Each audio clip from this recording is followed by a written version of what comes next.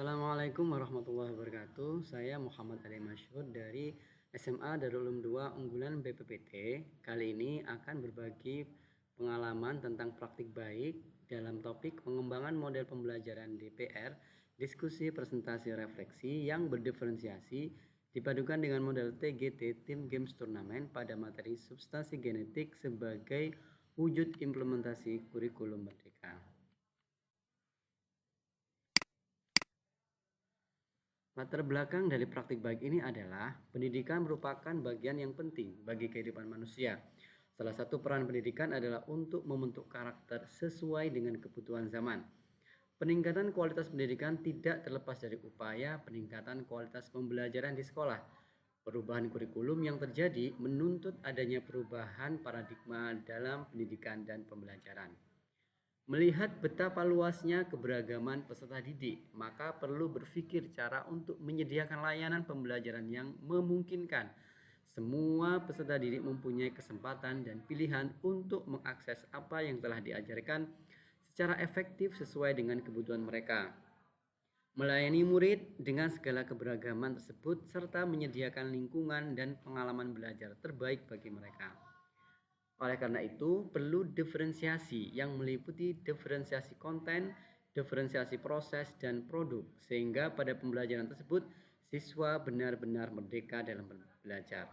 Oleh karena itu, topik dalam praktik baik ini adalah pengembangan model pembelajaran DPR yang berdiferensiasi dipadukan dengan model TGT pada materi substansi genetik sebagai wujud implementasi kurikulum merdeka.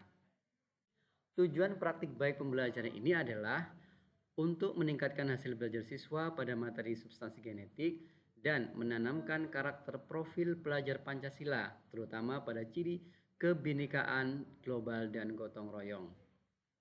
Berdasarkan hasil analisis kondisi lingkungan di SMA Darul Ulum 2, yang satu merupakan daerah di pondok pesantren, sehingga 95% siswa dari luar kota Jombang dan luar Jawa, diantaranya adalah Sumatera, Kalimantan, Sulawesi, Maluku, dan Papua.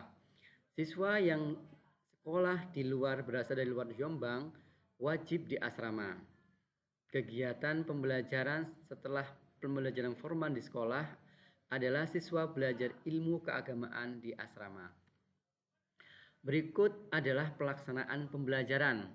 Yang pertama adalah menyajikan pertanyaan pemantik. Yang kedua adalah asesmen diagnostik non-kognitif. Hal ini bertujuan untuk mengetahui modalitas belajar dari siswa, baik itu gaya belajar, auditori, visual, maupun kinestetik. Yang ketiga adalah asesmen diagnostik kognitif. Yang berikutnya adalah model penerapan DPR, diskusi dalam kelompok. Yang kedua presentasi kelompok. Yang tiga refleksi.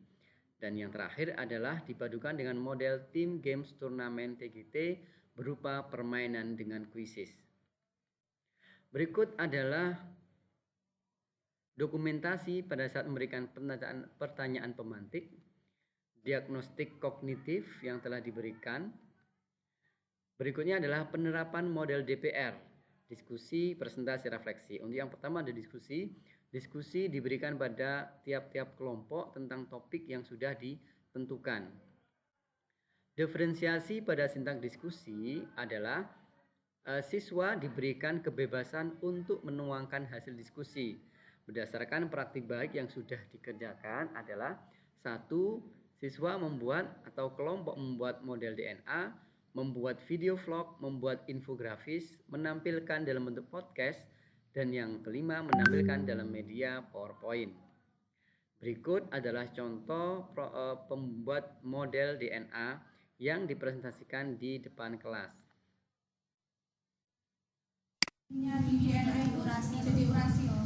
Model DNA yang sudah dibuat dipresentasikan oleh kelompok tersebut tentang konsep-konsep penting yang sudah dipelajari. Berikut adalah video membuat vlog.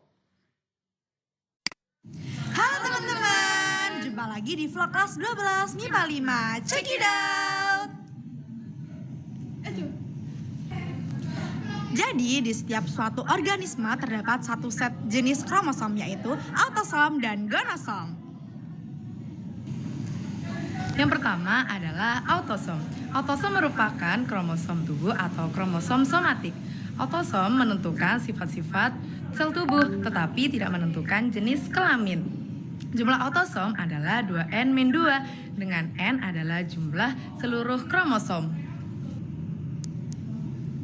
Nah, yang kedua adalah gonosom. Gonosom disebut juga kromosom seks atau kromosom kelamin. Jadi, jenis kelamin pada setiap organisme ditentukan oleh kromosom ini. Nah, jenis kelamin pada manusia juga ditentukan oleh gonosom. Orang yang berjenis kelamin laki-laki memiliki kromosom X dan juga Y. Sedangkan pada perempuan memiliki kromosom XX, sepasang kromosom X. Setelah mengetahui adanya kromosom tubuh dan kromosom kelamin, kita dapat merumuskan kromosom yang dimiliki oleh sel tubuh manusia. Misal, kromosom sel tubuh laki-laki adalah 22AA-XY dan kromosom sel tubuh perempuan adalah 22AA-XX. Sedangkan sel telur adalah 22AX dan sel sperma adalah 22AX atau 22AY. Oke teman-teman, jadi sekian vlog dari kami. Semoga bermanfaat untuk kami dan kalian semuanya. Bye! Halo teman-teman. Berikut adalah hasil dari kelompok membuat infografis. Infografis yang telah dibuat oleh masing-masing kelompok dipresentasikan di dalam kelas dan ditanggapi oleh kelompok yang lain. Berikut adalah contoh presentasi dari kelompok yang menghasilkan infografis dan ditanggapi oleh penanya. Untuk cetakan 2 rantai Ini adalah Oh, seperti itu. Kalau yang semi konservatif itu yang bagaimana?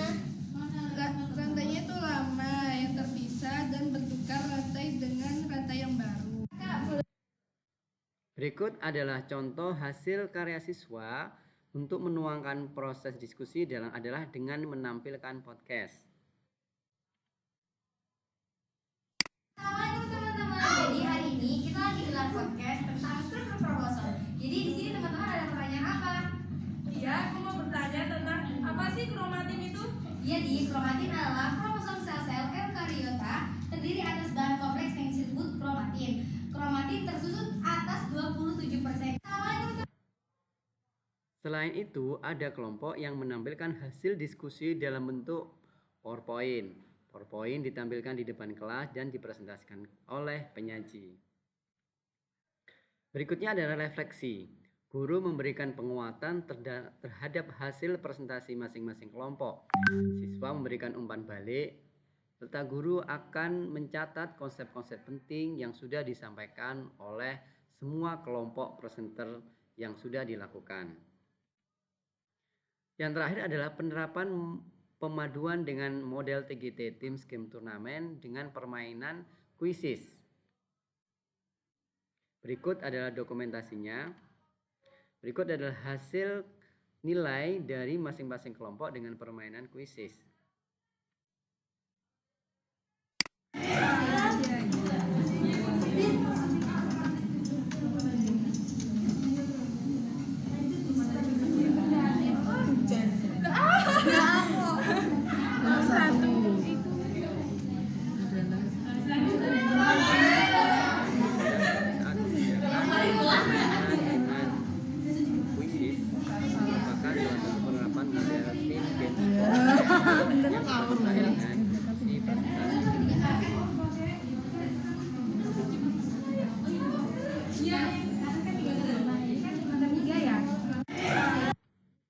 Hasil praktik baik ini adalah 1.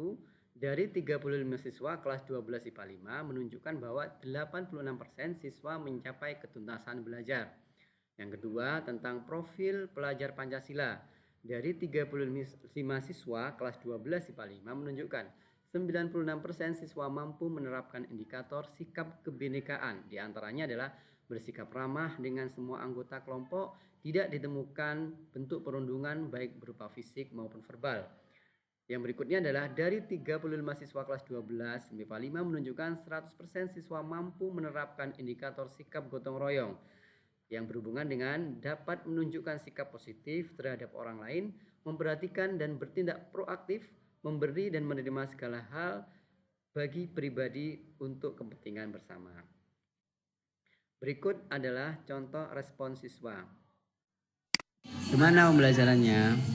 Seru Bapak, soalnya dengan metode-metode seperti adanya presentasi, adanya vlog, adanya quiz, itu tuh mendorong siswa itu untuk berpikir lebih kritis gitu Pak. Jadi nanti kita kayak lebih menganalisis dan lebih juga menyelesaikan masalahnya itu lebih berpikir tajam gitu Pak. Jadi kita tuh mendorong lebih berpikirnya tuh lebih tajam gitu Pak. Ada tambahan lain? Gimana?